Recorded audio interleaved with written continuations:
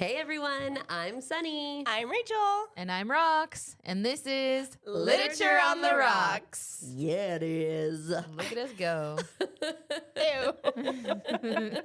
Oh man, I'm not gonna get sick of it. I just love it so much. I get so excited every time we do. And we're really getting so much better at it. How we doing? Good. How are you guys? Fabulous. I'm okay. What's going on? Wow. Oh, I have something I can talk about actually. What? Tell me. I went to Club 33. It's time.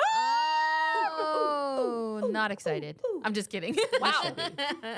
Also, I stole some napkins from the bathroom because Wow. obviously they had the little emblem. Are those the ones that my husband used? Yeah. Now do you understand why I was so upset? It was fabulous. I'll tell you all about it. But Rox and her husband came over my house and he had to use the bathroom. It wasn't an impromptu thing, right? I'm not usually this ill-prepared for company. But I was washing all the towels. So all the hand towels were out of there. I still had like decorative towels in my bathroom. So there was something if he needed them. But he walked out and there wasn't a hand towel. So use the ones with the 33 on them. I know. I was like, He those was are kidding. $2,000 towels. You better pay me back for it. You better go in there, shake it off, dry it, and fold it back, press them. How dare you? He was joking, but when he said it, I was like, and he's like, She did malfunction in that moment. I have an old longtime neighbor of my family's. She used to work. She was the general manager of Club 33. Anyways, she's not anymore, but she still works for Disney. She does something with the beverages. I told her that we were going, and so when we showed up, there was little blue Club 33 branded gift bags, and inside the gift bags, there were little Club 33 Mickey ears. It was so cool. I know. I'm sorry to be jealous, though. It was really great. Anyways, so it was wonderful. The food was fantastic. You are not allowed to take videos. So yeah, it was great. And to get in, you have to ring a bell. And then someone comes to the door and we're like, we have reservations. So they close the door. They make sure you have reservations. Then they're like, okay, come on in. And then you get into this tiny little room and they're like, okay, while we get your table set up, please enter the doors to the Court of Angels. Oh. And you go into this like little courtyard that's outside where there's like this big grand stairways up to Club 33. There's merch you can buy and buy myself a keychain. Fabulous. I love that for you. Because I know you're a Disney fan. So I do love it for you. I love it for you, and I hate that I didn't get to go with you. You will. We'll go again. At one point, they're like, would you like, because you get like this 4-course meal before they bring you dessert. They're like, would you like any coffee? And I was like, no, it's getting late. I'm okay. No. And everyone's like, no. And this girl's like, can I get that cappuccino that has a 33 on the top? And I was like, what? There's 33 on top? I'll take that too. It has 33? Yeah, I want it. You giving out tattoos that say 33? I'll take it, girl. So anyways, it was good. Good. Your 33 experience was like our World Series experience. Yeah. That is how I'm equating it in my mind of the excitement. Yes. I love it. Great. On to some depressing things. Yeah. On to some much less happy things. We are summarizing the book, The Nightingale by Kristin Hannah. And we have a cocktail that goes with it. Yes, we do. Yes. While I prepare it, would you like to give us an author and book summary? All right, here's what I got. Kristin Hannah, another best-selling author, known for her emotionally powerful and deeply immersive novels. With over 20 books to her name, including The Nightingale, The Four Winds, and Firefly Lane, Hannah masterfully weaves stories of resilience, love, and the human spirit. Her journey to becoming a writer is as compelling as her novels. She is a former attorney. Hannah never planned on becoming an author until she had a life-changing moment that shifted her path. While she was in law school, her mother was diagnosed with cancer and encouraged her to write a novel. What started as a heartfelt project between her mom and her turned into a lifelong career. Though her first manuscript never got published, she did keep writing, eventually finding her voice in historical and contemporary fiction. Hannah's ability to bring history to life is rooted in deep research and a personal passion for it. When writing The Nightingale, she spent hours reading first-hand accounts from women of the French Resistance, determined to tell the overlooked stories of wartime heroines. Her emotional connection to her characters is what makes her books resonate so deeply. She's even admitted to crying while writing some of her most heartbreaking scenes. Today, her novels... I could imagine. Oh, we'll get into it. Right? Yeah. Sorry, yeah. Today, her novels have been translated into over 40 languages, frequently top bestseller lists, making her a favorite book for book clubs like us. Whether exploring the harrowing realities of war, the bonds of sisterhood, or the the resilience of women in the face of adversity, Kristin Hannah's storytelling leaves an indelible mark on her readers. So join us as we dive into her incredible journey, her unforgettable characters, and the reasons why her books continue to captivate us all. Yes, that was great. I didn't realize she got into writing because her mom had cancer and asked her to. I wonder what made her mom ask her to. Maybe she already had She was a a beautiful passion writer for already. it. Yeah. And her mom was, please follow your passion kind of thing. And she went like the more logical route to law school. Yeah. Maybe. Yeah. It's crazy. I don't know if all authors, this is their story, but they will have a path and then find a passion in something else, right? Yeah. It's kind of cool to find out that they had a day job, essentially, that Yeah, like- made them into what they are now. I feel like a lot of the authors have good stories themselves. Yeah. You want to do a book summary now? Yeah, here's our book summary. With courage, grace, and powerful insight, best-selling author Kristin Hannah captures the epic panorama of World War II and illuminates an intimate part of history, seldom seen, the Women's War. The Nightingale tells the story of two sisters separated by years and experience, by ideals, passion, and circumstances, each embarking on her own dangerous path towards survival, love, and freedom in German-occupied, war-torn France. A heartbreakingly beautiful novel that celebrates the resilience of the human spirit and the durability of women. It is a novel for everyone, a novel for a lifetime. It's a historical fiction. About two sisters and their different perspectives on The war. They are in occupied France and what they are doing to survive. Yeah. Really. I will say this one was a struggle for me in that it's not a normal genre that I would read, but I did enjoy the book. It Same. challenged me in It ways was that I definitely wasn't prepared for. I've never read a historical fiction. Me My neither. first historical fiction. And it's definitely, if you're into history, I feel like This for is sure your this is your jam. jam. And Kristin Hannah is a beautiful writer. She really is. But it was a struggle to get through because it was out of my comfort zone. It wasn't my norm that I usually read. But if you're looking for a book to see if you're into historical fiction, I feel like this is a pretty good one. Yeah. Again, I haven't read any, so I guess I can't really judge. But also, I kind of want to read The Women.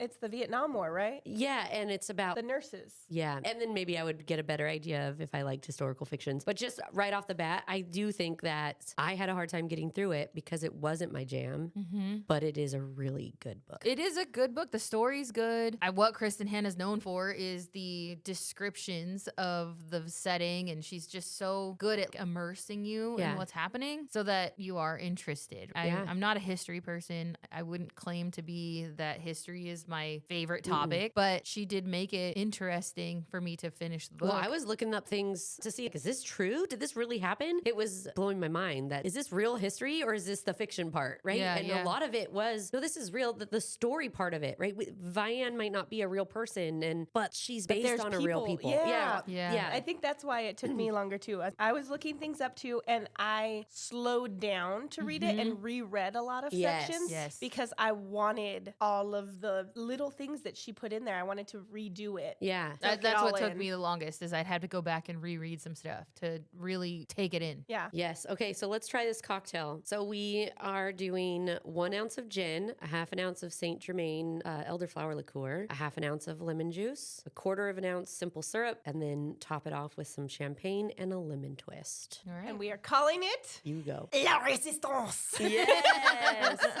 Okay. All right. Cheers. Cheers. Very light. This makes me want to try a like French this. 75. So this is a twist on a French 75. I like this. Yeah. It's light. It's very summery. I would drink this in the summer. Yeah. Sitting in front of the Eiffel Tower, perhaps. I mean, Oh, oui, oui. Ooh, with some cheese and a baguette. Oh, And some yes, a prosciutto. charcuterie. yes. I do like it. I like it. I would want good. another. Yeah. I would do 2 to 3 of these. This is good. It's It going to is go down tasty. fast. Yeah, it is. My mouth is watering just thinking about it. You're holding it. Just take a I sip. know. Just take a Join sip. the resistance. Oh, yeah. Yeah. Well, let's dive do into it. this book summary. Get in. So in this historical fiction, it opens in April of 1995. And I immediately was like, is 1995 considered history? Wow. Okay. Ouch. I know. That's exactly how I felt. I was like, I guess I'm old. But it 30 was- years. It opens April 1995. There's an elderly woman who's preparing to move. Her son is making her move into a new place. She's had this The retirement went home. Yeah. And her husband passed away. So she's by herself. She's packing up all her stuff. Her son comes and she makes her way up to the attic and she starts digging through this old trunk. She's going through these old journals, postcards, photos. And then there's this small passport-sized photo of a young woman and it's labeled Juliette Gervais, I would imagine is French. Juliette with the You head. guys, we're going to just Eaten alive for those. tell you right now, we are butchering these names. I tried to look most of them up or at least listen to them on the audiobook to see how they're saying. I still am probably going to butcher them. Samesies. So, And I'm going to do it in a very terrible French accent. So buckle up.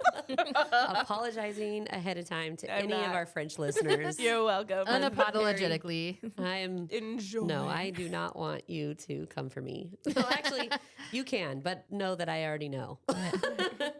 Not saying anything we don't know. Yeah, exactly. Julian is her son. Julian interrupts his mom, who's going through all this. Every time these scenes pop up, we don't know who the old woman is. We don't. Till the very end. We Yes. think we know. I feel like I went back and forth the whole book on who I thought it Same. was. I was like, it's definitely this person. Yeah. And then the next time you read more, oh, maybe it's not. Yeah. I knew. Okay, well, I don't know if we do want to do spoilers yet, so I won't say. Go ahead. Julian, her son, interrupts her digging through these old mementos. He tries to talk her out of taking the trunk with her, but Julian agrees if it's only as her last request because her cancer has returned and both she and her doctor know her time is limited. It's at least her second. It might Yeah. even be more, actually. We don't know. But she's for sure has had cancer in the past. It's come back. She's much older. Doing any sort of fighting it is going to put too much wear and tear on her body, too. So she's decided, I'm not even going to try. This is her last request to her son. Julian asks her who Juliette Gervais is, and the woman painfully remembers. And then it takes us back to August of 1939 in France. There's a young woman named Vianne Mauriac. She prepares a picnic for her loving husband and daughter. Husband is Antoine, and her daughter's name is Sophie. They live in a small home that they call Les Jardins.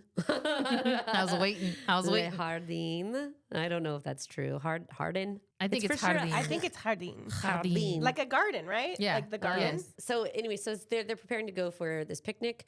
The war has kind of started, but they're in this bubble of we don't see it, we don't have to think about it, no big deal. As she's preparing for this picnic, she's remembering her past. Her mother died when she was 14. Her father shipped her and her 4-year-old sister. So they're 10 years apart, these two sisters, which I kept having to remind myself throughout the book. There's a pretty big age gap between them. Yeah. Little sister's 4, she's 14. Her mother passes away, and her father, who was in the war before, He was in World War One. yes, came back from the war a little traumatized, and he's changed. So he decides he can't take care of the girls himself, and he ships them away to go live with some strangers. I believe it's like school. Like a boarding school? Yeah, it seemed No, like they it was live like in because the house belonged to the family, and it was whoever was the caregiver for the home. That's who he left the girls with, and then eventually the sister gets shipped off to a boarding school because nobody can handle her. their dad's not even in the same city, a long ways apart, and being raised by strangers. Vianne eventually, at 17, gets married to Antoine, whom she met pretty quickly. Her and Rachel. She met Rachel. See, that's what I mean. So she met Rachel when she got shipped off to this place. Because she lives nearby, a neighbor, How did she meet Antoine? also a neighbor. I feel like they all live in the same small. I thought they like, were all going country- to this like boarding school together. No, I don't think it's a boarding school. The younger sister gets shipped off to boarding schools, but it feels like Vianne is able to keep the house because it was originally her mother, like in her mother's Yeah. family, and it was a caregiver for the house that was just hired to take care of it and keep it afloat. And so he was, take my kids with the house, I can't. But in this rural area of France, there is other people, Right. neighbors, and that's where she meets Rachel and Antoine. Can I just say really quick? Yeah. There is this line that's pretty early on in the book in chapter 2 where it says only 7 acres of the original parcel were left. The other 200 had been sold off over the course of 2 centuries as her family's fortune dwindled. 7 acres was plenty for Vianne. She couldn't imagine needing more. And I put in my notes, That's wild. yes, I put that this sounds wonderful. Only 7 acres? Yeah, right? Living in modern days, I can't even imagine what 7 acres looked like. I said, but it was simpler times and simpler living. Aside from the consideration of war, this sounds like such a peaceful and blissful life. Yeah, at the top of the book, it does sound like she's packing a picnic. They're going to go take a picnic up on the hillside Yes. in their land that they own. And In their 7 acres, they're only 7 Yeah, acres. Yes. Yes. I don't even know what 7 acres would cost today, but how wonderful would it be to just have this plethora of lands? It was just a moment of like reading it and hearing it going, oh, that sounds really nice. Yeah, it Minus is. war. Yes. Yeah. We haven't gotten to that part yet. So, yes, I can understand why you're like, oh, this is really beautiful. Yeah. And I think How that's lucky. Kristen painting how beautiful and serene. beautiful and serene and uncomplicated Mhm. and Simpler times. yes, Vianne's life is. So Yes. jealous. So there's this sentence. I don't even know. It's on page 17. It says, Vianne sets down a platter, a delicious fragrance wafted upward. It's roasted pork and crispy bacon. That I said, this sounds delicious and probably fresh. Back when women were more homemakers and didn't need to work to assist in surviving. Oh, that would be the life. Just go out there and grab my basil and my tomatoes off the Yeah. vine. Basil? Yes.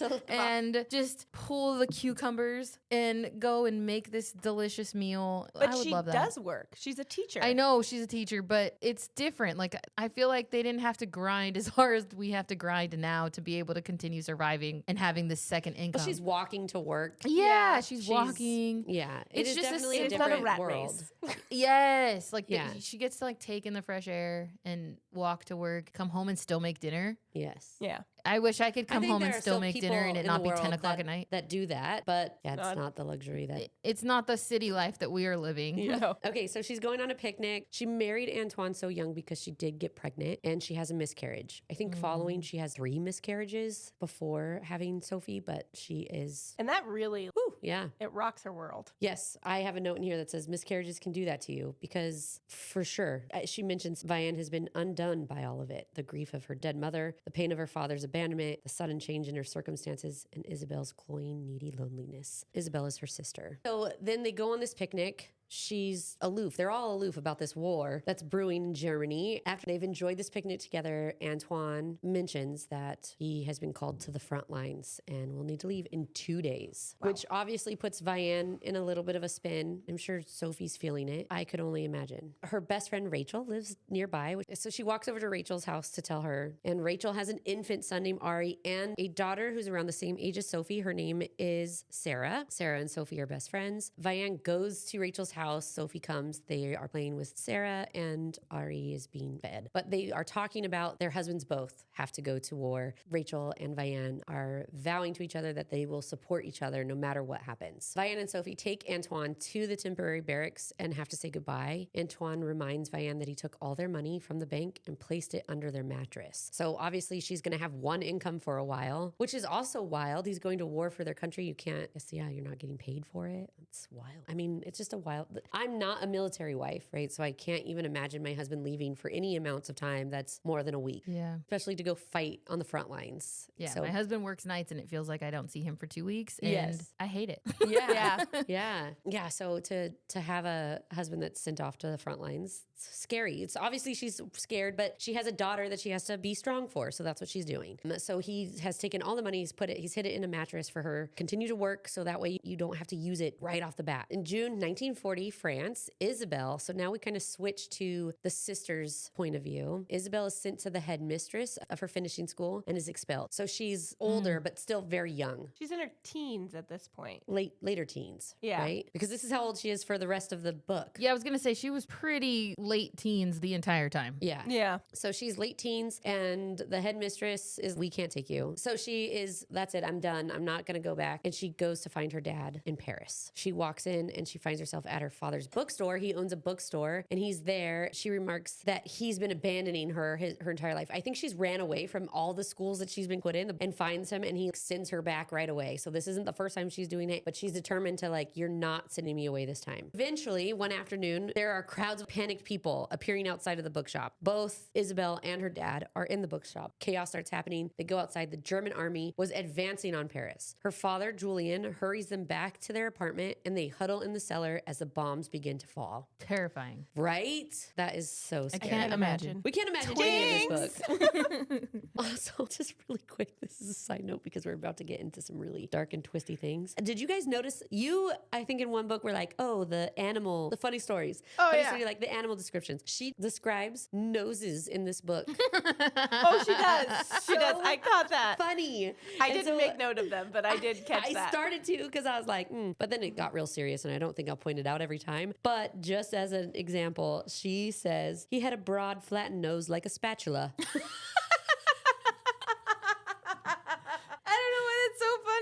I'm picturing a spatula like hanging from her It's face. good. And she does those kind of descriptors for noses throughout the book, and they were making me laugh at some points. I'm like crying, but also Laughing. page 44, a spigot, a nose like a spigot, a spatula, A spigot. and now like a nose like a copper pipe. So the I mean, and it's very descriptive. Like you can't unsee it. no, I'm like, I know what she's talking about. Yes. Way to go, Kristin. I see these noses. Okay, so chaos is happening. They're hiding in her father's apartment. Eventually, Julian arranges for Isabelle to leave with another family to drive her to her sister's house, which This is is crazy. I know, I get it. It's a different time. And he has obviously PTSD. he obviously has PTSD. Yeah. But I can't imagine hiding with my child as bombs drop and then be like, you're leaving. Take her. Like, I don't get it. Yeah. No, I don't. And I do think like she's older, so for sure I'm not here my toddler child go with this strange No. family. But yeah, I can't relate to him at all. No. I wouldn't No. send my kid. No, we're sticking together. We are not separating. Yeah. And we are going to suffer in unison. Unison. Holding hands. Getting out this bitch. Yeah. But I also think that if he arranged it because he knew this person and was How like, well "Here." does he know? He's got PTSD and he works in a bookshop. How many Has regular friends do you readers. have? I know my bookstore owners. I don't. So anyways, so yeah, I agree. I don't think I can relate to him on any of these, but I also think obviously You don't have PTSD I in don't a have war-torn PTSD. country? Yes, exactly. So it's definitely Weird. different times, and I think he is thinking this is what's best. I can't help you. I need to go fight. I don't want you to fight. Go with these people I kind of know and hopefully get to your sisters. And I don't think he was able to really help them regardless. Right. Yeah, I don't think that I don't think mentally or Yes. even So that was financially. the only option. There's really nothing I can do for you. Yes. Yeah. And he sits at home and drinks and gets drunk, and that's his life. I would hope that he would shake it off and get it together, Yeah. right? For a kid. Right off the bat, the mom in this car is kind of a bitch. Yes, she is. Which I get. Let's say you're the mom. Your husband, you don't know. Was she a part to broker that deal to have this stranger come in the car with limited resources and you have small children in your car that you are also trying to protect? Yeah. I would probably be a bitch too. I get that. Yeah. No, I agree. We have a basket of food and we're trying to get out of these bombs. Trying to And you ration. brought this fucking big ass 17-year-old bitch in who's gonna eat the whole fucking basket. Like, no. I would be irritated, but at the same time, I think, I don't know. Sometimes I'm too nice and I'd be a pushover and be like, okay, bye. I don't know. I would be a pushover. My husband would tell me, no. Yeah. no. So now they're in this car she's in the car with the stranger. Eventually the car runs out of gas because there are people swarming the streets. They can't even go very fast. They're inching forward. It's almost would be faster to walk, I feel like, the way they describe it. Considering how quickly she gets away walking, I would Yeah. say so. And the family she was traveling with just leaves her. So she's forced to walk alone to her sister's, which is days away on foot. It's not just down the road. She's got to travel through cities on foot. Isabelle is dressed in short heels and dressed with no food or water on her. She eventually wanders toward the smell of food. She smells a campfire and immediately realizes she could be in danger. As she's walking, she's, oh, these people have food. I'm going to go find it. And she walks up. She kind of starts to see a man by a campfire and she's, maybe this was a bad idea. She ends up befriending this guy who she finds out his name is, okay. Gaetan? I have been saying Gaetan. Let's look it up because I want to know. I was saying See? Gaetan. Yeah, that these Dubois. names. Now in English, you can say it as Gaetan. Gaetan. Let's stick with Gaetan. Gaetan. It's Gaetan. So she befriends this man. She finds out his name is Gaetan. Gaetan Dubois. And they make their way together. Obviously, they fall in love. But as they travel, they come across French soldiers walking away from the front lines. Gaet is fresh out of prison. They let him go. They could have just left him locked in there. Yeah, they didn't have to. And they wouldn't have fed them. They wouldn't. Right, they would've would have just been been trapped. So yeah, so he's a prisoner. So she was right to be a little bit Weary. yeah. And so that now they're walking together, which I thought was wild. Like, oh, you're from prison. Okay, well, let's be friends and let's walk together. Maybe you Yeah, now you can shank protect somebody for me. Yeah. Or, do horrible things to me while I'm sleeping next to you, but whatever. Okay, so now they're traveling. French soldiers are walking away from the front lines when Guite angrily asks, so who is defending France? They reply, no one. They continue walking and recognize German airplanes overhead, and he shields Isabelle with his own body, and the airplanes start bombing the landscape. They both are unscathed and head to a church for shelter before the bombing resumes. That was a wild scene, and I can't believe how short it was. Right. It was Because like half a page. Yes, it was like bombs are coming down all around us. People are screaming. We run into a church to be saved. The end. I will say though that she did it well enough that I was in it. I was Well, running that's why in I my think I wanted mind. more. I was like, oh my god. I was dodging bombs in my my mind. Yes, I was zigzagging through the forest to get to this church in my head. No, I agree. And there's people running and dead people on the floor. Like I'm jumping body over parts, corpses. blood. Yes. Yes. It was for sure. She did Jumping paint a over picture. I'm And track she- and field through this field. And I think he's like kind of pulling her along. Get it together. Take your heels Let's off, go. girl. We gotta go. Seriously, she didn't. She can run in hills. She's better than I am. Amazing, because Right. I would have broken an ankle. Back in Ooh. Caribou, Vianne is pushing aside fears and trying to keep her daughter positive. There is a line here that she says, a better mother, a stronger mother, would have had a story to tell right now, but Vianne was so afraid that her voice had gone completely. All she could think was an endless, beginningless prayer, please. I made a note that I was like, isn't this motherhood? Giving our children everything we have in a moment and still feeling guilty that it isn't enough, Yeah. right? Stab me in the heart. I know. It's like, how many times do we have to be reminded that just being you and showing up is enough? I deal with this every day. Every day. Recently going back to work. Oh, Every you day. are enough. You Ugh. are enough. One woman, when I was walking out one time, just a stranger, looked at me and told me, you are doing an amazing job raising that little boy. And I bursted into tears. Because why do we beat ourselves up so much as a mom? I think every day, and I'm gonna cry. I think, Yeah. saying it. I think every day about her doing something for the first time, and I'm gonna miss it. Yeah. But it's not the first time until you see it. Because I had the same thing. We all I did. worked nights for 6 years, and most of those were when my oldest was growing. Damn it, I we're know, all right? fucking Thanks a lot, Sunny, for bringing it up. But it's something that I feel like every mom has felt, right? Yeah. Every mom, especially moms going back to work. I can't speak for the moms who didn't have to go back to work. Right. Yeah. But for sure, I felt it. I felt going back to work was, I'm going to miss that first step. I'm going to miss the first time he says, his mama. I'm going to miss the first time anything. And I made my mom FaceTime me So many like, times. all day. Because if it's going to happen, I want to see it. Yeah. But in the end, that's not the part that you're going to remember. No. You're not going to remember, not to say you're not going to remember the first. You're going But to it's remember the- the first time you see it. Yeah. But the things that you remember that I'm remembering is being there when I could and showing up how I could and him being all smiles. And I still don't feel like enough. I Yeah. feel like, But they don't know that. no. To them, you are enough. Yeah. And they don't remember or know your mental monologue or the hours that you're not there. Right. Yeah. They know when you are. God, why Damn does it it. suck that we have to work?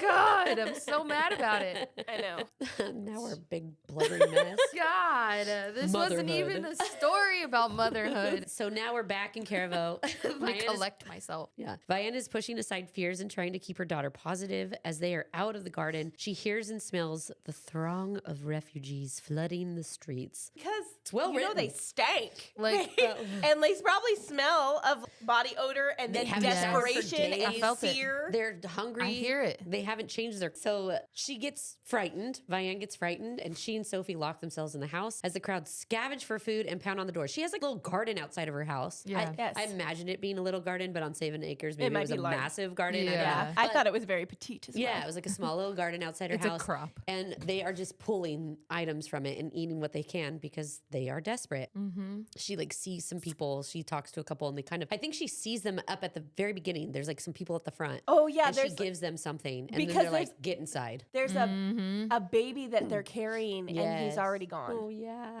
Yes. This I'm gonna is cry again. I know. Gosh, I'm dang gonna cry it. a lot. Okay, let's keep going. So they get inside. Unbeknownst to Vianne, Isabelle and Gate were among the people trying to get in. Obviously, Vianne's locked up, so they give up and they seek shelter beneath the house's arbor. Gate reminds Isabelle that she could remain safe with her sister, but Isabelle insists that she wants to come with him because he is going to fight for France. Mm-hmm. The next morning, Vianne finds Isabelle asleep outside. Isabelle awakes and is devastated to find Gaetan has left her with only a note note that says, "You are not ready." I know. They did kiss. They They had an did. intimate kiss, and she's like, It was like her first kiss, I think. Before no, they fall. she had many a But her Trust. first meaningful kiss. Yes. First, 'Cause just she's she like, feeling "This is loving." love. Yes, so she feels in love with him, and she wakes up to find this note that's like, "You are not ready," and he just And left she's her. brokenhearted. Yeah. Gatan has left her, and we're going to jump into chapters 8 to 15. In the days following Pitan surrenders, Vianne remains convinced that the worst is over. Oh, he surrendered. Troops are going to back out. She is trying to maintain a very glass half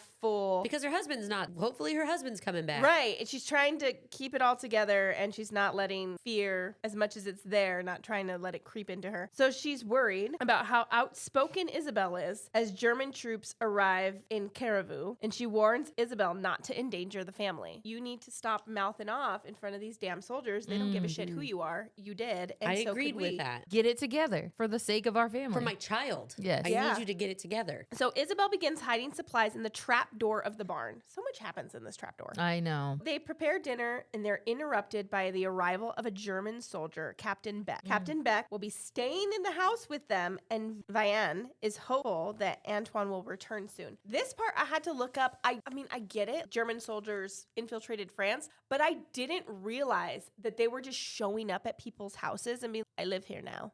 Yes. They needed places to stay. Which I don't know what I would think in my head, like, okay, we Remove now the own this family? house. Like, not, I am now a part of your house. You keep a home You for do me. what I ask you. You essentially have to house them. I don't hate Beck. No. I- He actually kind of was a good guy at He some was, point. yeah, it The whole seemed- time, pretty much. Yeah, he was the not. whole time. Him and Isabelle didn't get along. I have a point here that when she's putting the supplies in the trap door and Beck comes and she's still choosing not to go and get supplies and do the things, I'm like, okay, I get Isabelle wants to fight. I get that you want to fight for your country. However, choosing not to help out and get food is stupid and immature considering you have a sister and a niece. and a niece that need food. I get what you're trying to do and what you think is right. But also, Vianne is a not- mom. But she's also not of the age to be thinking No. in a clear mind, For right? sure. Right. Because now as an adult, I would kill for my nephews, for your guys' Right. kids. I would do whatever I needed to do to make sure your kids and my nieces and nephews were good. Yes. But I'm also not 17. Yes, I I- probably yeah. wouldn't have thought the same at 17. My note is she's obviously quite immature. Yeah.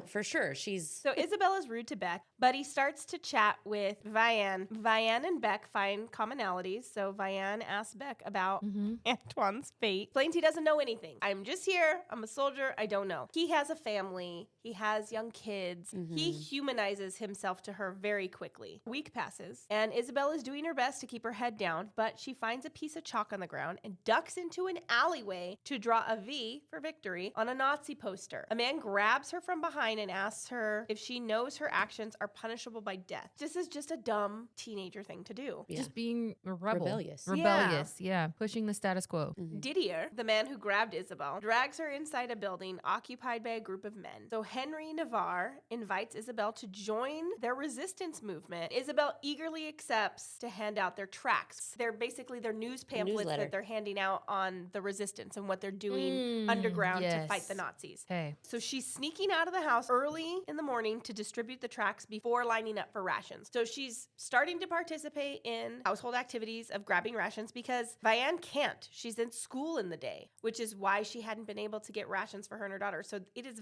just, Isabel's job. it is her job, and it's vital for the whole household that she goes out and does these things. In October, Vianne spots Isabelle sneaking out of an alley and concludes that she has a secret boyfriend. This, I get it. Up until this point, Vianne doesn't have a glowing idea of who Isabelle Right. is. She doesn't know who her sister is. She's the They had been child. separated for a while. And there's a huge age gap. Yeah. So she's a child. She's frivolous. She doesn't want to help out. She runs her mouth. So obviously she met a boy and is. She must be. Yeah, that's what she's doing. Fornicating. Right. She's fornicating in the alley with the boy. only thing that could be. Clearly, that's the only option. But Isabelle insists that her early morning departures are simply a means of ensuring the family gets their share of rations. Beck eventually confirms that Antoine is in a POW camp. Because of the time and the lack of information that is out there, it is crazy to me that they are able to keep records and share. know.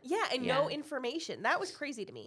So Vianne pulls a thread from one of Antoine's sweaters and ties it around a band from the apple tree and memorial. So throughout the book, she's tying strings or pieces of cloth around this tree as a memorial for those who are gone. She had them for all the miscarriages she had. Yes. She was tying the ribbons around. And she does know that Rachel's husband's name is on the list, so she's going over to her house to tell her. A few days later, Vianne and Rachel call a meeting to inform other women whose husbands have been taken prisoner because Beck gives her the list. These are the people that are in the POW camp. And so they're trying to be good to the community and share to the other women who are in the same boat. They don't know what's going on with their husbands, and they're trying to give them hope and purpose. These women are fucking assholes. They start accusing her of having a relationship with Beck and getting all of these nice things, and this is why you know information, because you're fucking Beck. Which, not to say that not wrong, because they're not screwing, but there's definitely some sort of emotional ties they have being developed. Yes, they do. Vianne explains that she brought postcards so they can write to them. Talking to the women, she's trying to get them to write letters, postcards to their spouses so that Beck can help facilitate sending those letters out. They're all questioning the nature of her relationship with Beck. Vianne is pretty pissed. She's like, I have no choice but to let him billet with her. That's what they called it, billeting. And she she denies that she accepts anything from him. And at that point, she hadn't. Like, she hadn't taken anything from him. It's not like he comes home with steaks and is like, make these, my friend. Like, which is another thing that I thought was wild. If you have a German living in your house and you want me to prepare food for you, why would it also have food for the person who is hosting you? I understand the later on we You mean find Beck wouldn't have food for Why would- Vianne? because he's and the eating rest- like a king all day in his office. All of the Germans are eating. Yeah, because like, they're and have not a concerned surplus. about keeping the French people healthy. No, I know, but if I was a decent person, which Beck seems to be a decent human being who understands that this person is French, but also just another human, why wouldn't, if I have a surplus of food, why wouldn't I just bring home a little extra or make sure that the person who's hosting me and taking care of me is also eating? I think there's a fear tactics. yes. Yeah, but that's not Beck. No, But but I even think when he she also goes- needs her to still cooperate, and he has to show that he has some upper hand on her for her to continue cooperating. Well, he No, would still but even control when the he food, goes to, or she goes to see him in the office, it's more out of a safety. Like, it's really out of fear that he kicks her out. I get There's that a he can't be lot like, of- yes, this is for the family that I'm Living living with. with. Yeah. But I don't even understand, like, why wouldn't you? Why would anyone have an issue with it? And I know that people do. I know that that was an issue. Or, like, these are for the Germans. Yeah, But we're trying to keep our soldiers strong. yeah, we're but not you have trying to food give our going food away. bad in your office.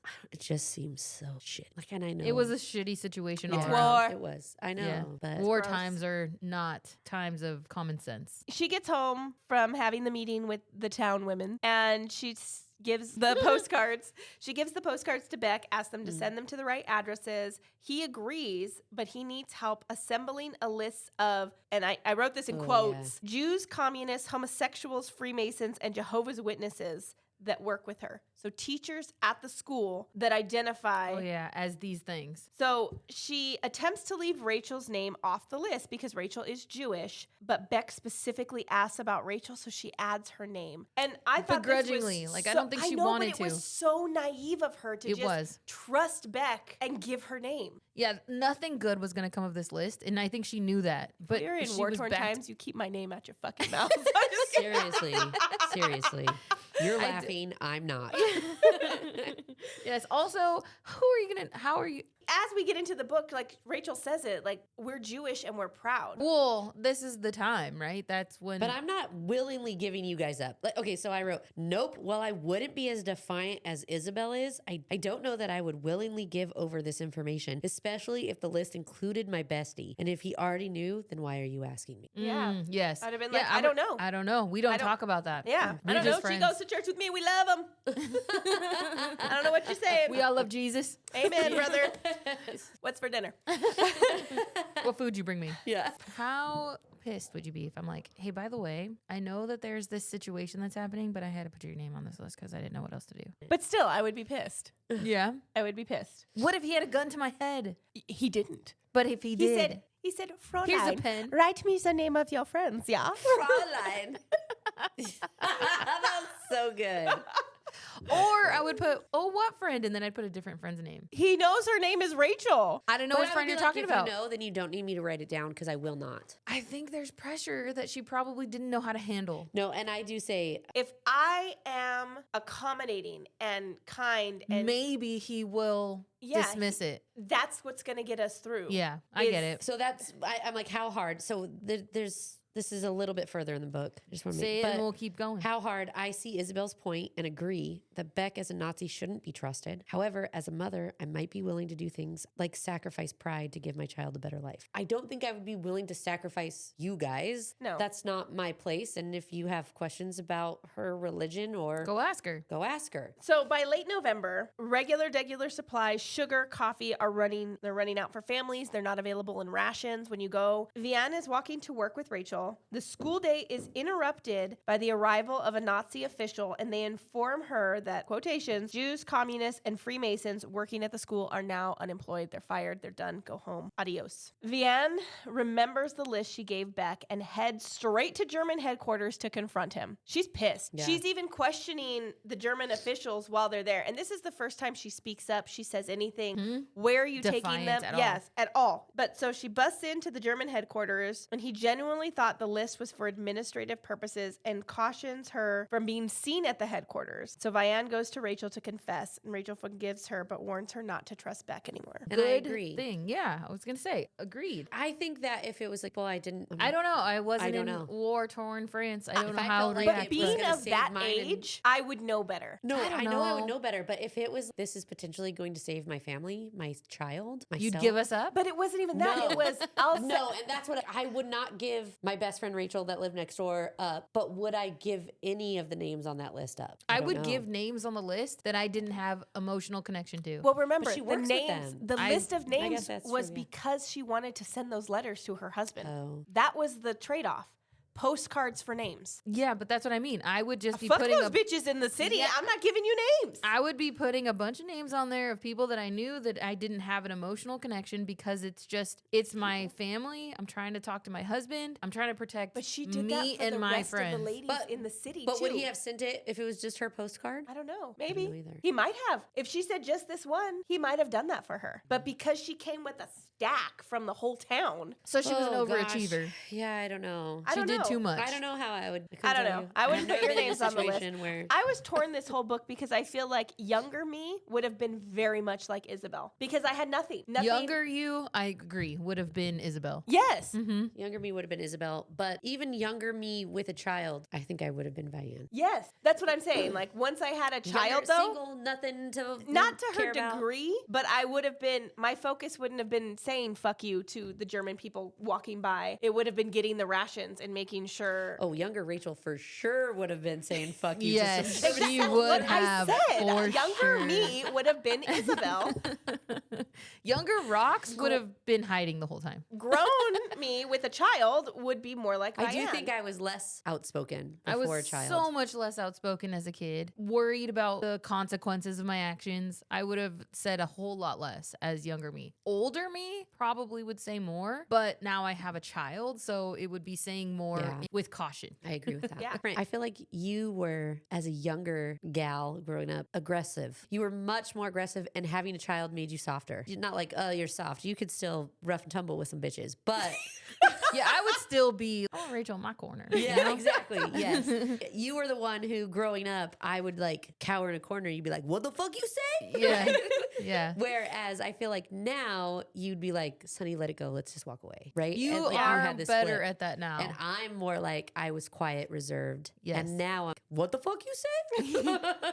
Basically, my friendship with you guys has flip-flopped. We've really just leveled out a little. I wouldn't say I was meek, but I wasn't You were outspoken. quieter. Well, I was loud and obnoxious, but I But- wasn't fighting anybody. No, but you were less confrontational. Yes. And you're more I'm not confrontational afraid now. of confrontation anymore. No. And I think Rachel was more confrontational when we were younger and more But you've also controlled been through now. some shit. Like, These are facts. I'm like, saying controlled life because I feel like maybe softened you. yeah, because I feel like she would I've still been beat down in life. I no longer have that sharp edge.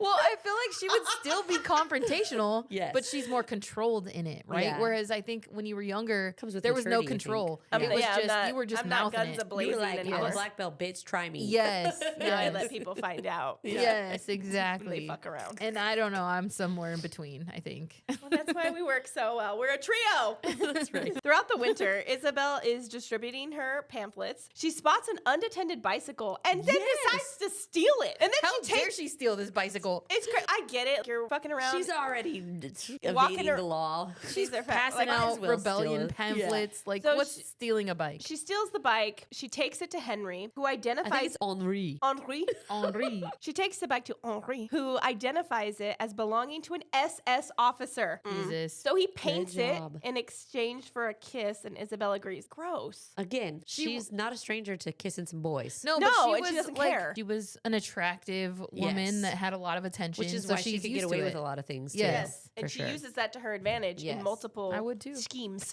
That's throughout the winter. In April, Vianne hands Isabel a note from Henri requesting a meeting. Vianne assumes they are having an affair, and Vianne scolds her sister for being involved with a communist, which, again, she can't think any more than her sister being a frivolous teenager. Right. At the meeting, Henri tells Isabel that they need a messenger in Paris. So despite Henry's warning, Isabel accepts the mission, but asks if he will look after Vianne in her absence. Back at the house, several soldiers arrive with orders to confiscate much of the house's furniture, tear down its garden wall, and Isabel returns and announces her need to travel to Paris to attend to her sick father. Beck agrees to help her get a travel pass. And in private, Vianne asks about their father's illness, and Isabel admits she lied, claiming she's traveling to carry on the love affair with Henry, and Vianne is disgusted. I would be too. Chapter 14 jumps back to 1995, and Julian's mother, who again we still don't know, and I thought it was Isabel at this point. Man, I don't know who I thought went it was. back and forth between So much. Who in the very beginning I thought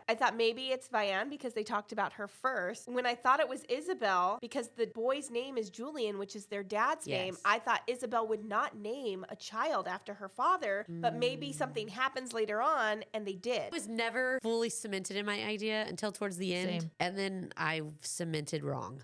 I wasn't fully cemented until they told me who it was. Yeah, Honestly, yeah. I was back and forth the entire Yes. time until I was like, who the hell Yes. is it? I cemented wrong. Yeah. You did too. I did too. Okay. Julian's mother continues her narration as he drives her to the nursing home, and before he leaves, Julian gives his mother her mail, which includes a letter from Paris inviting her to a passeuse reunion, which is basically a reunion for women who assisted in the wartime effort. The older woman wonders how she can attend without remembering all the terrible things she's done. The secret she's kept, the man she killed. To her son, she simply explains the pasteur is someone who helped people in the war. Chapter 15 jumps to May of 1941 in France. The day Isabel leaves, Beck brings Vianne a fish he caught and invites her to share in the meal. Vianne is unsettled. He sits in Anton's seat. Granted, he doesn't know that, but he sits at the head of the table. He's joking around with Sophie. She's getting a little lonely. Yeah, she is. She's missing her man. This guy's been very kind to her. Yeah. Brought her a fish. Look, it might take a cow for me, but and I'd be like, okay, Just bring me some I'm carbs. here for it. Yeah, right? Bring me some You got carbs. potato in the sack. You got some potatoes? Because I can make some french fries, some mashed taters. That's way better. Yeah. When they talk about bread and cheese, I'm like, ooh, French bread and cheese. Oh, it's probably so fresh. Ooh. One of these days. Let's go. Yes. We have to go for the France. book. Naturally. Book club in France.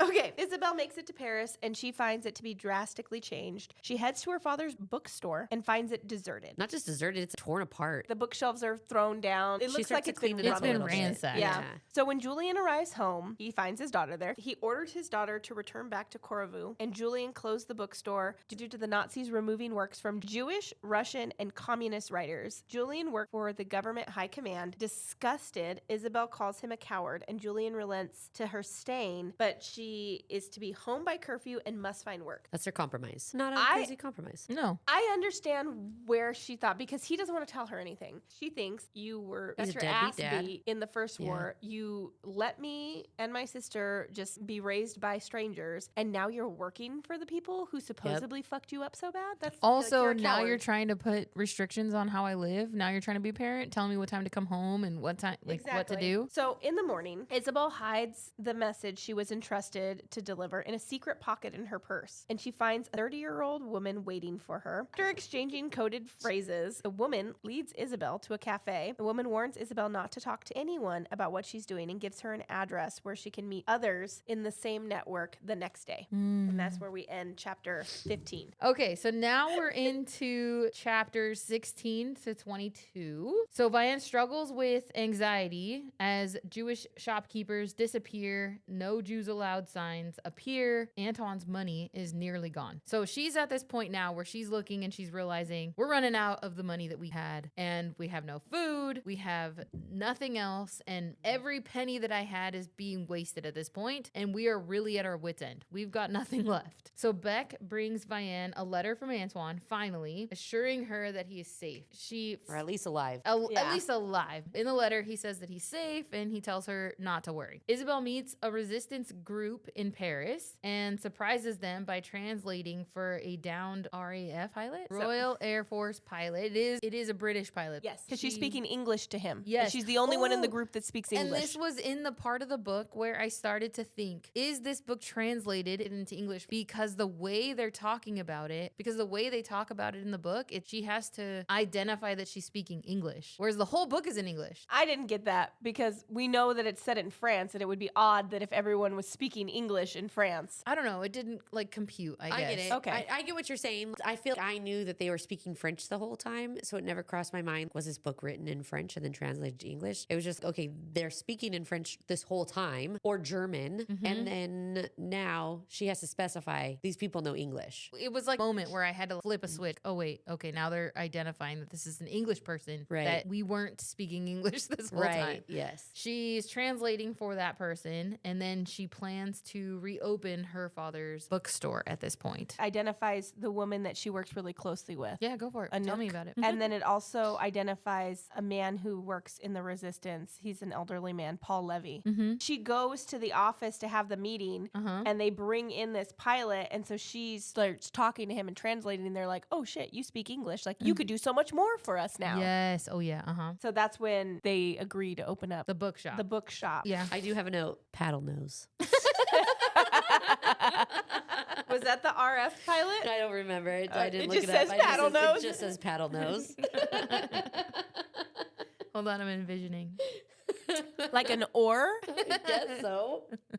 So Vianne's coworker is arrested for distributing anti-German newspapers. Vianne is fired for asking about it. So Beck comforts her before leaving for a visit home. He says that he's going to go home, and she confesses she's scared. We don't have food. She's terrified they're going to starve during the winter. And Beck tells her that Sophie will not starve when the winter comes. Making her a promise. He's Yeah. telling her, yes, He's that not I'm going to like- make it happen so you guys don't starve. Yeah. But another sign that he wasn't a terrible person. I That don't he think is a he was- part of this He is- terrible group. Yes, he's part of the right. It's also almost like her husband. He got drafted to go fight, but he's not in it necessarily. He has a family to go back to. Like, Yeah, he's trying to go home too. he doesn't think they're terrible people. He's Right. there. He's a real human being. Like, Yeah. understanding that these are all human beings. And so there's a part where, was Vianne really supposed to let Sophie starve to prove her loyalty to France? While I love my country most of the time, I would turn on it no problem to ensure my son survived. I feel like that is where I was feeling the difference between Isabelle and Vianne, right? Isabelle is maybe way too far, like, I'm fighting for this country. And maybe Vianne is being very safe but also, while I love the country I live in and I don't want Germany to occupy it, I'd be out that bitch. Yeah. I would have been out that bitch in the beginning. Yeah, I get right? why she stayed. She wanted Anton to find her. Yes. I would have taken that money and gone somewhere. While the borders were still open, I would have left. You know what, though? Find and I me think here. there is a time when we talk about emergency strategy. What do we do? And I think the strategy is always, we'll meet at home. Yeah. And so if I Home evacuated. is occupied. I know, but if I left, I'm coming back home to where, find you. yeah, I'm going to have to come back home to find you. But once Because it that's where our settles- meetup spot is. Okay, so great. You leave. Once war is out of that area, you go back back. and find him. Okay, but what if he's already gone back? I'm not there and he left. Well, then he Now didn't we're follow cr- the He rules. didn't follow the rules. I didn't follow the rules. You did because you got out to be safe, and now you're going back. In the We state need a of bunker. emergency, I had to leave. We need a bunker. So that I can stay. So Isabelle hides a British pilot in her crawl space and delivers him to the resistance. So she finds this guy. He comes down in the woods. She goes, she gets him, brings him back to her dad's apartment, hides him in this little crawl space in the apartment, and tells him just to stay there until she comes to get him the next day. He's this gigantic man. So he goes in there, he crawls in, and when she comes back to get him. It smells like pee, and it's super stinky in there because he's been in there a whole day. Suggesting a route over the Pyrenees into Spain, she reconnects with Gaetan. Okay, so she takes the pilot to the headquarters. That's when she starts talking about going through the Pyrenees mountains because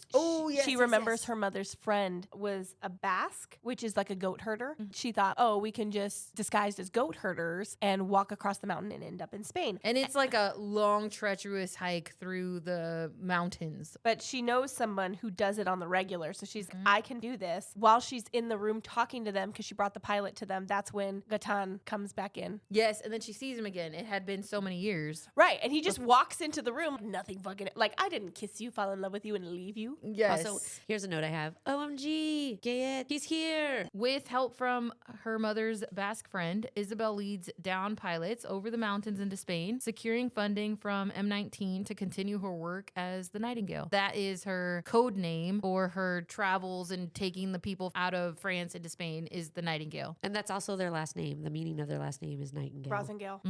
Yeah. When she's bringing people over, she does have a fake ID. The fake ID is the same as Juliet. In the the beginning. name of the on the ID or in the passport in the very beginning. So my note is also, this is late, but I just realized her fake name is the same as the ID from the beginning. The old lady is Isabelle. And that is where I think I made my decision concrete. I did as well. Yeah.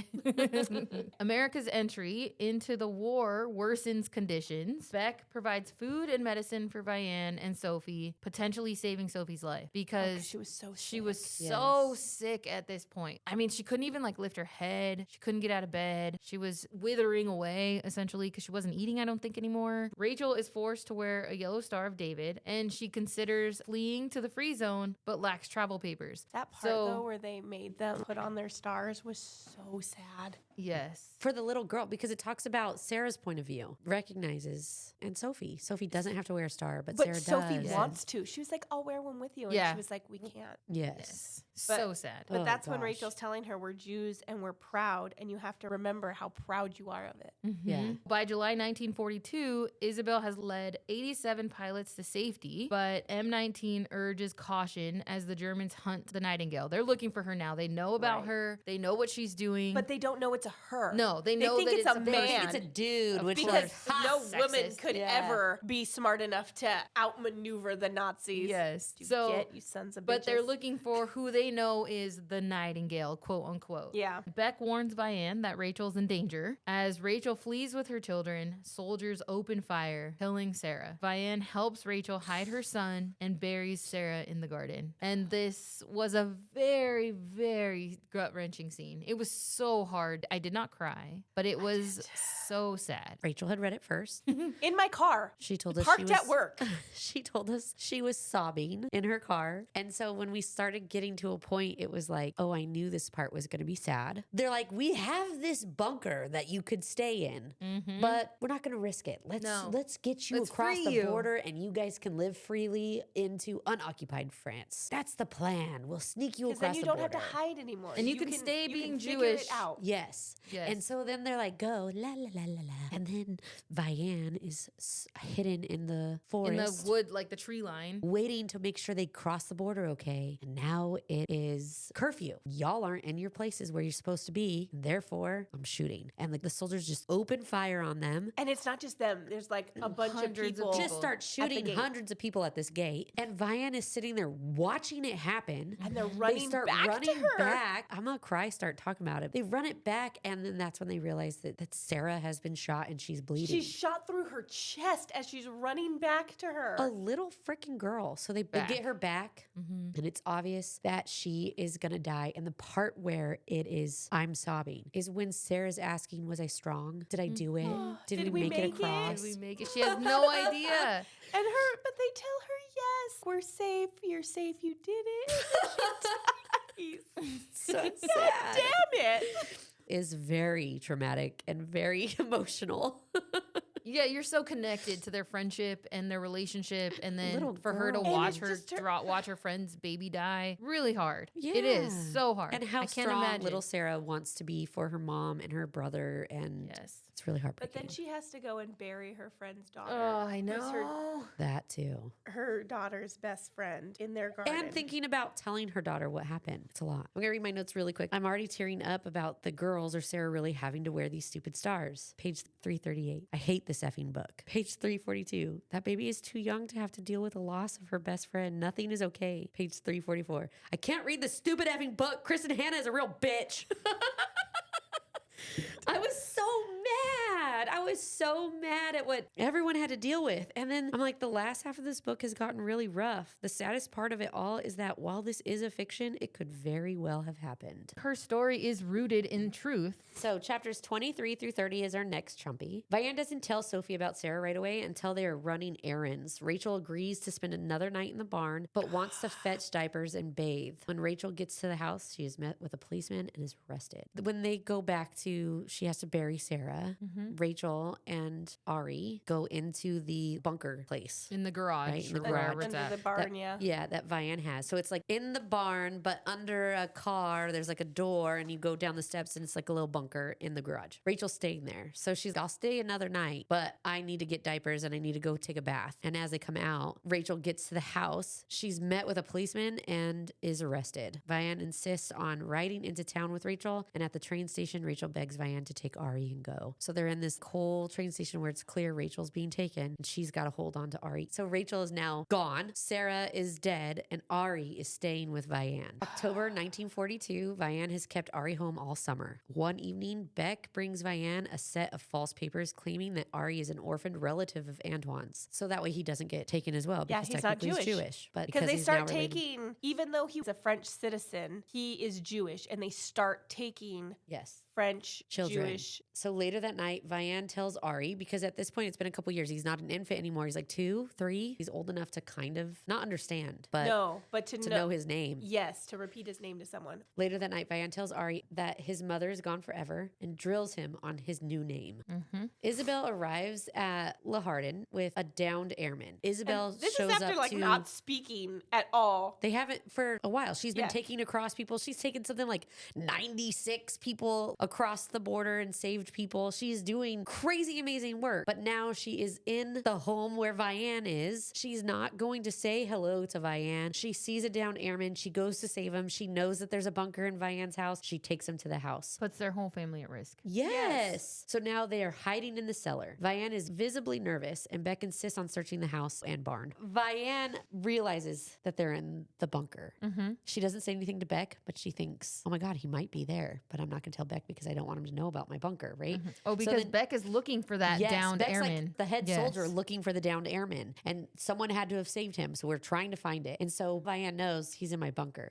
And Beck comes home and he's like, I can't find him. And he's, I don't know "Unless where he's else we here. could look." Unless he's here. And I've just been trusting you, and you're lying to me. He searches the house, he tears it apart, and Vianne knows that they're in the barn. Eventually, Beck insists on searching the barn, and Vianne strikes Beck in the head with a shovel as he opens the trap door under the car. Simultaneously, 2 shots ring out, and Beck collapses. Vianne tells Isabelle to leave and never return, but Isabelle collapses as they realize she was shot. This whole last half of this book is So much. a lot. It's a lot that's unpacked. In 1995, Oregon coast, the elderly woman feels haunted by the letter from Paris. The day before the reunion, she receives a call asking if she will attend. She responds that it is not her the people want to see, it's Juliet. Impulsively, she books a plane ticket, packs, and leaves a voicemail for her son to explain where she's going. Again, I'm solidified it's Isabelle. Me too. Juliet was the name that Isabelle was using to cross people over to the border. So it's clearly her. October 1942, we go back to France. Vianne rides with Gaetan to the border checkpoint to pass Isabelle into the free zone. In her delirious state, Isabelle feels Gaetan kiss her. She's in and out of consciousness from being shot. Right. They're trying to save her life. Yes. And the last thing now Isabelle heard her sister say to her is leave and never come back. Isabelle awakes 4 days later. She tries to persuade Gaetan to admit his feelings for her. He denies them. Meanwhile, Vianne is struggling with guilt. Von Richter is an oppressive presence in the house. So Von Richter is The new. Yes. Von Richter comes to the house. Where's Beck? Because he was looking for this fallen airman, whatever. And Vianne's story is he was looking for a fallen airman was the last I heard. I never saw him after that. I assumed he was on a mission because he would disappear for a couple weeks. It was normal. Like nothing feels And he just abnormal hasn't yet. come home. Right. Well, Von Richter is great. If this house is open, I'll be taking it. Yeah. And he moves in with Vianne now. And he is He's not billeting. the. He's a an SS monster. officer. Yes, he is. He's a monster. I was going to say, he is monster. not the nice man that Beck was. No. Not at all. He is the horror stories that you hear of German soldiers. Yes. Gaetan and Isabelle spend a week together in almost unbearable bliss before they prepare to part ways. Now we go back to Vianne. It's November, and Vianne takes Ari into town to spread the false story of Ari's origins. As women are being gathered for deportation, one woman asks Vianne to take her 3-year-old son before being forced away, and she does. She rushes home with the boys and tells her terrified daughter they must try and save him. Von Richter arrives, and Vianne claims the boy is a son of a friend who died of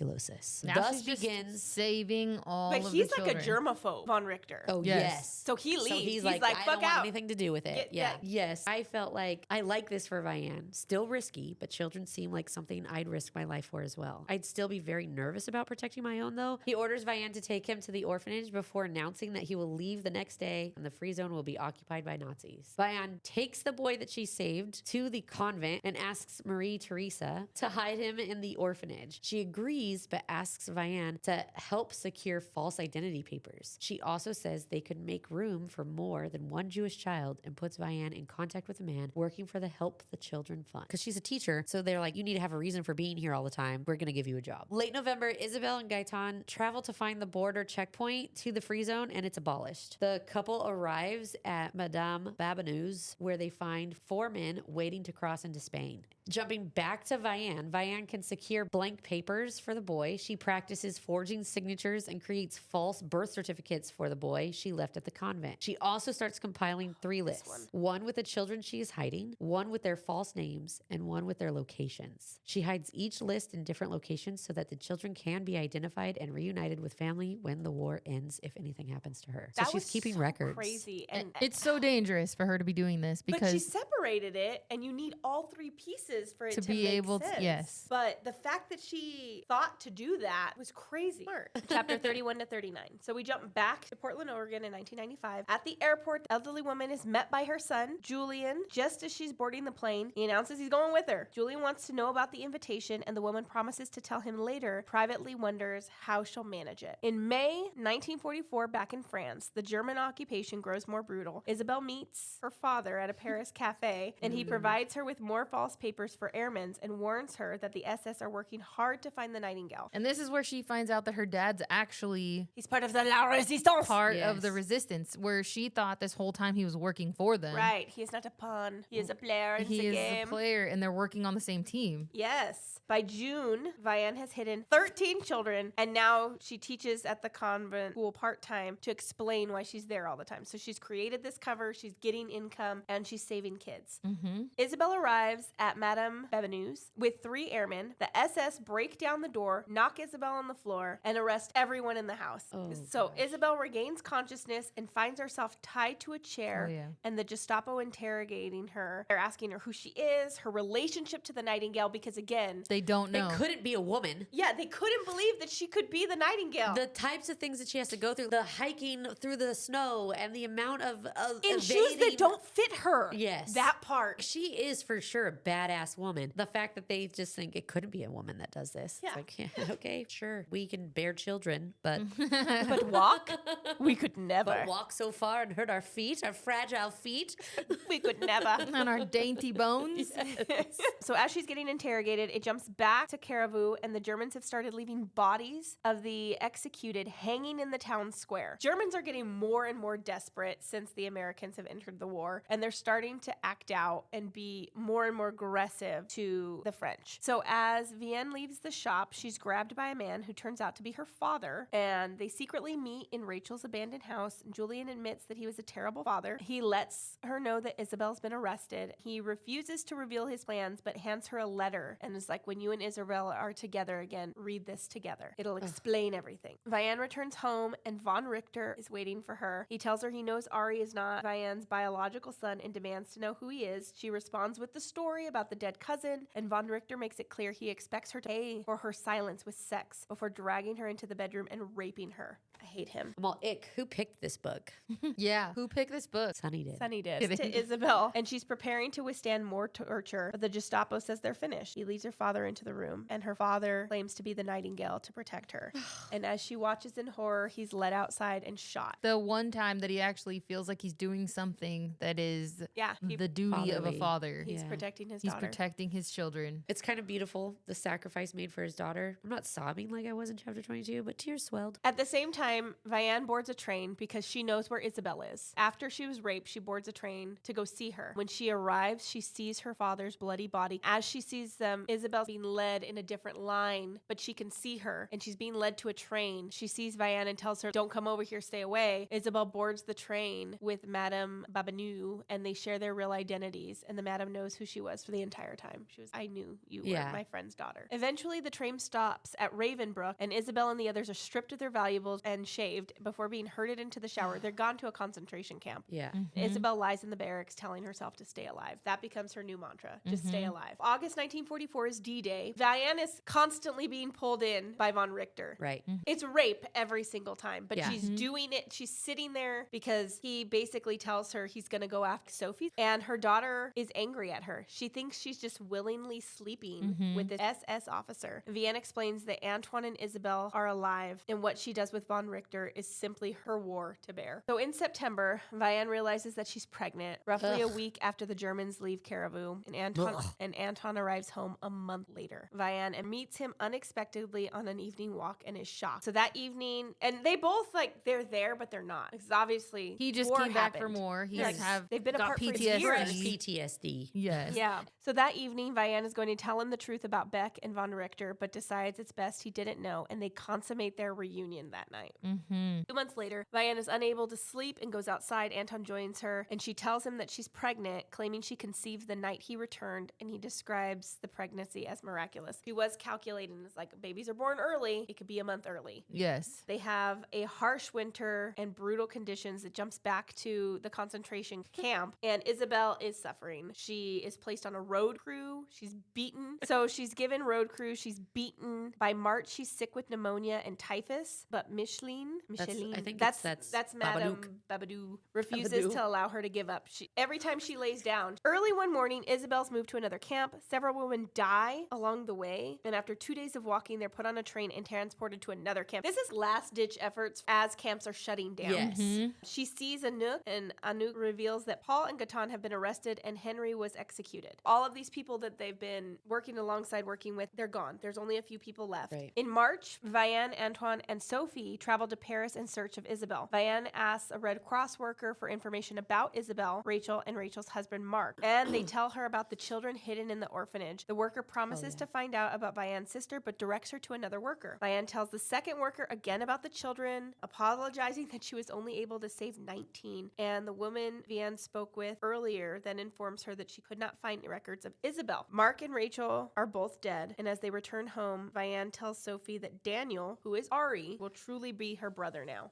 Oh, this also part not right true. here. Around the same time, Isabelle's camp is finally liberated by American forces, and she is too sick to recognize what's going on. As Vianne and Antoine are watching a play, Sophie and Daniel, Ari, are playing in the yard and made a play for her. There's two men that arrive from a Help the Children fund, and they're taking Ari to live with a relative in America. Vianne objects that she and her husband are the only parents Ari has ever known, but the men are firm. You are not Jewish. You can't. His culture Raise is not him. something you could ever duplicate as much as his true blooded family. Yeah. So she is just distraught and crying as the car drives away. So rough. That was a That sad was a one. rough chapter.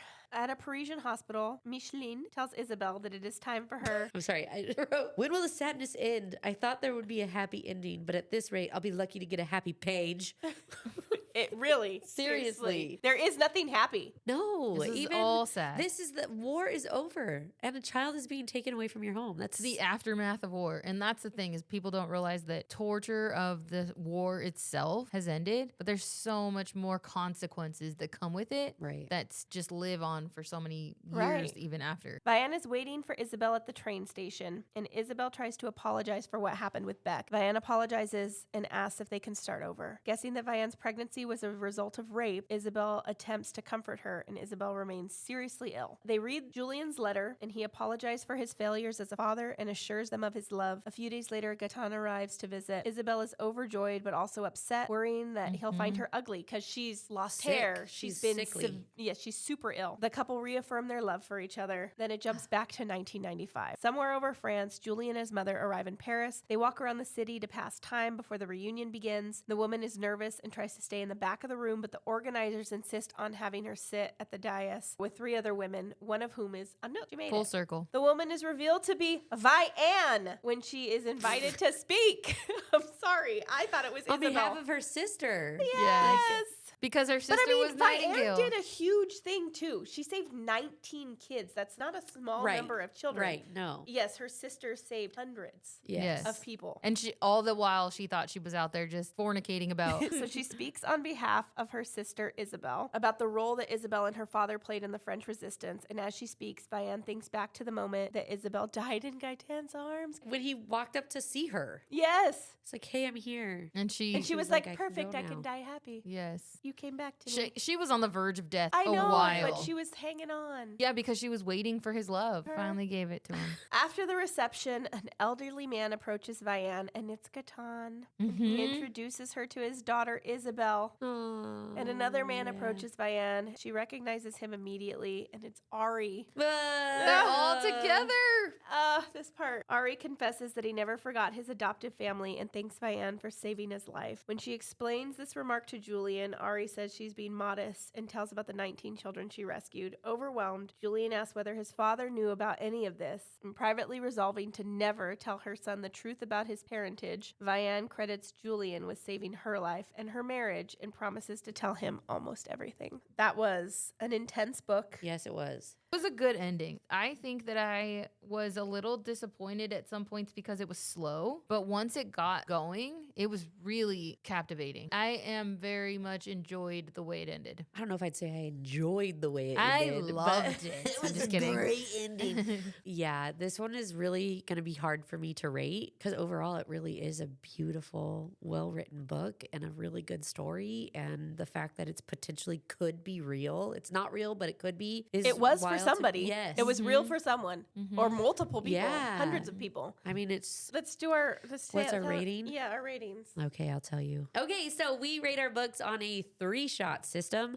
1 shot, I'm not coming back for more. 2 shots, it's good enough for another, but not worth the hangover. And 3 shots, it got me up.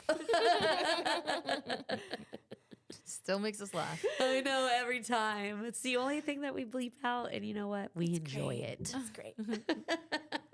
A lot of these books I'm struggling to rate. I felt like I don't like rating books to begin with, and I surely don't want to give a book 1 star, 2 star, 3 star, 4 star, or 5 stars. So I thought it would be easy to be like, okay, 3 shots. It's either bad, good, or great. There's a lot of gray areas between good and great. I feel But like it's your we need opinion. a 5-star rating system. No, that's too much. It was this book that made me feel like I think we need a Yes. 5-star rating system don't because agree. I can't go between 2 and 3. I can't figure out, like, there's Your a 2.5. rating is not wrong. I don't think it's wrong. I just think it's not a good need book, more. but it's also not so good that I would call it great. It's better than good, but it's not perfect. It's not. Although like, I don't know had what- a hard time reading it. For that reason, I feel like I wouldn't suggest it to everybody. I wouldn't say you have to read this book. You're Yes. gonna love it. And that's how I would take 3-shot 'Cause rating. I Would don't be care like, who you are, you're gonna love this book. you have to read this book, Yes. everybody. I'd be telling the It's world. a perfect 3-shot book, but that's not how I feel. But I also don't think it deserves just a 2-shot. So I'm gonna say 2 shot because I don't think that it is a book for everyone. I truly believe it's a between good and great book. Okay. And that's All where right. that's where I'm landing. Okay. All right. I can go next if you want me to. Sure. Okay, so I agree with Sunny in that this was the book that I felt we needed a 5-shot rating because there is some gray areas between 2 and 3. However, for the first time, I think will give it a 3-shot rating because although it's not a genre that I would typically read and it's not something that I would say I would never pick it up in the bookstore and want to read it. But It's not a reread for me. no, Yeah. but because I did read it and because it is so far out of my genre and I still enjoyed it, I'm giving it 3 shots to say this isn't something I would have typically done. And I'm leaving it going, that was a really good story. And I'm more shocked at myself loving it Yeah. than anything else. That so for sure. I can agree with that too. 3 shots for me. What? Okay. I didn't cry, but I wasn't up. But it was a really good story. Dun, dun, dun. My turn. Rachel. I'm giving it 3 shots. I think it's just the genre that made it more timely for me to read, but it was so well written, and I cried like 2 or 3 times in this damn book. Too many times. It was very on point. It's a historical fiction, and it delivers on all the things it should deliver on. And it did take me longer, but I'm giving it 3 shots. I really enjoyed it. I would recommend it to people with the preface that it is a historical fiction. And that it might be difficult to read. It might take you a little bit longer to read it, but it is a very, very good book. I think I would read, now I want to go read The Women because Yes. I have a better understanding of what to expect too. Yeah. I need to give myself space to read this book. Yeah. It's not a fly through it kind of a book for me. So Kristin Hannah, well done. Way to go, Kristin. We on first name basis, girl. All right. Well, we will have our prompts posted on all of our socials, on our website, literatureontherocks.com. Our socials are Lit on the Rocks Pod. So you can find us on Instagram, Facebook, TikTok. And yes, our prompts will be posted on all the things. So make sure you head over there and Yes, you can And if join you our didn't book club. read it, I hope this gave you everything we gave you a whole lot of That you details. So you needed should be able to still to answer be- the prompts. yes. Yes, we gave it all. left you a lot to think about. Yes. Nothing to be desired. All right. We'll see you guys next week. Bye. Bye. Bye.